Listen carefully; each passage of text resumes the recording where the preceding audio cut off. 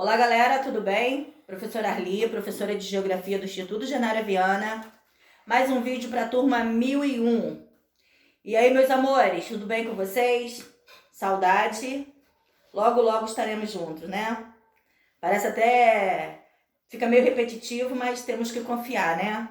Porque Deus nos protege sempre e a gente tem que estar sempre com pensamento positivo e pensar que logo essa fase passará. Bom, vamos falar aqui do capítulo 11, desmatamento e desertificação, né? Um assunto aí que todo ano é falado, né?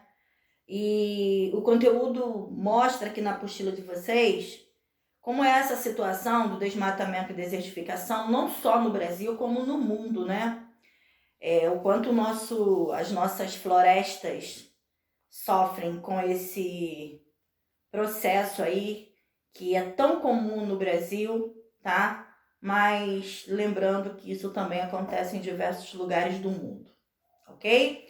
Então vocês podem observar aí através da apostila de vocês, já na abertura do capítulo, a imagem, né? Muito triste, de desmatamento, queimada. Na página 53 tem como título aí, Desflorestamento no Brasil e no Mundo, né? Mostrando como essa dinâmica de desmatamento ocorre dentro do Brasil e no mundo. Tem aí o mapa que mostra esse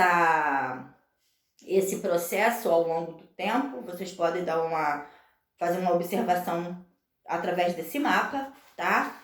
E seguindo aí, vocês vão analisando aí o conteúdo, que o desmatamento ele acontece em várias áreas, né? Então temos aí o desmatamento nas florestas equatoriais, né? Como dentro dos domínios, né? No material de vocês fala muito em domínio. Eu já expliquei para vocês no capítulo 10 que o Abissab, ele faz essa divisão, né, dos 6 domínios. E aqui, nesse capítulo, vem falando aí desse desmatamento dentro das florestas equatoriais, né? O que pode causar, quais são as consequências negativas desse processo de desmatamento. Por exemplo, dentro das florestas equatoriais, ele é citado aqui, ó, 3 situações, tá? Que esse desmatamento pode ocasionar, como por exemplo, a erosão superficial, tá? A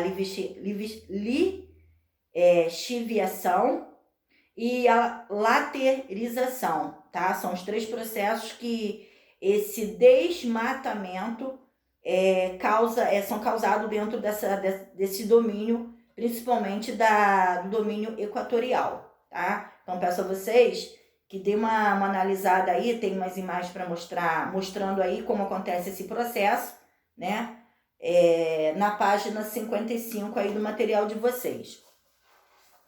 Seguindo, tem aí, ó, as florestas tropicais, né? Muito comum no Brasil, tá? E em alguns lugares do mundo. É um outro domínio também que, ao longo do tempo, esse processo de desmatamento e queimada vem destruindo esse domínio, né? Os domínios tropicais, as chamadas florestas tropicais.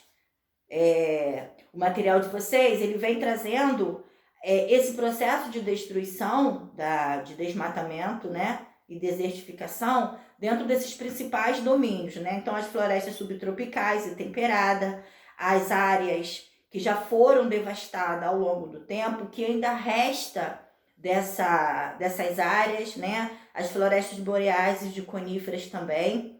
O desmatamento na savana, como a própria imagem da apostila de vocês mostra, o uso, né? Dessa prática comum no Brasil e no mundo para usarem esse espaço, né, como a própria imagem mostra, para as atividades econômicas, né? Então, esse desmatamento, esse processo de desertificação tem um objetivo. O objetivo o quê? Desmatar, desertificar para fazerem pasto, né? cultivos de diversas lavouras e assim sucessivamente. Então, dentro das áreas de savana, acontece muito disso, do processo de desmatamento. No livro de vocês também tem uma parte separada falando do processo de desertificação, né?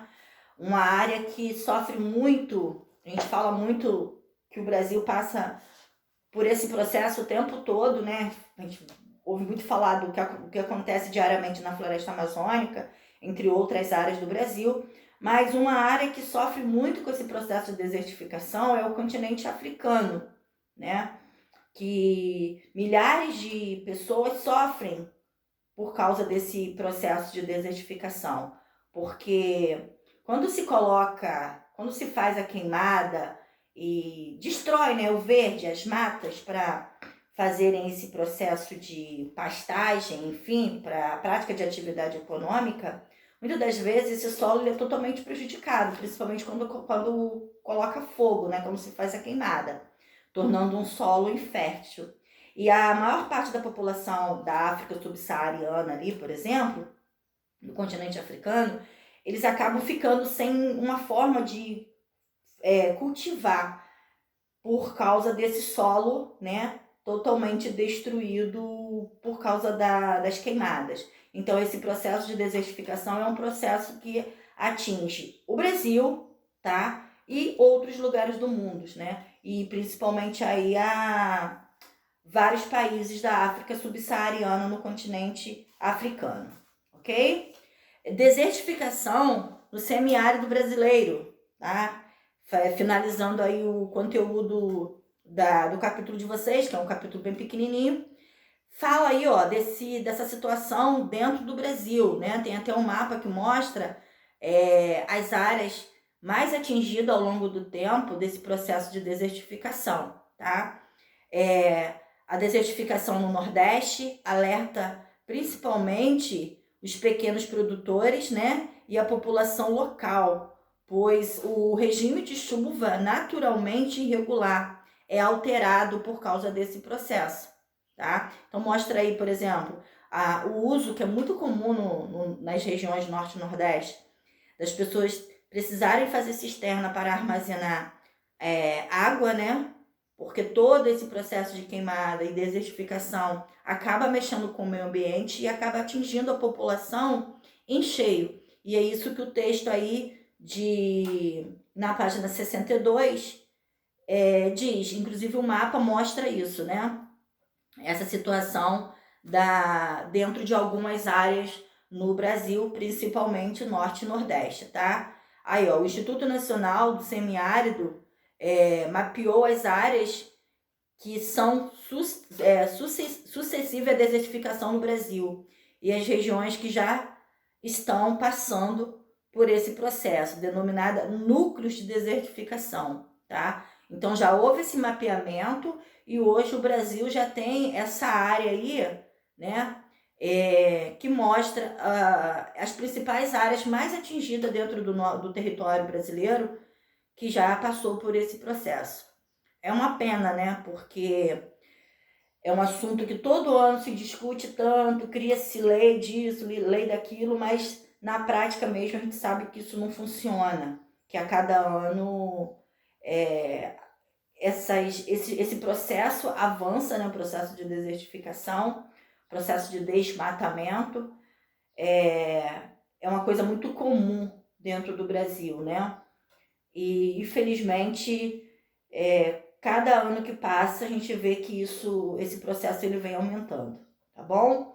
Então eu peço a vocês que façam as atividades.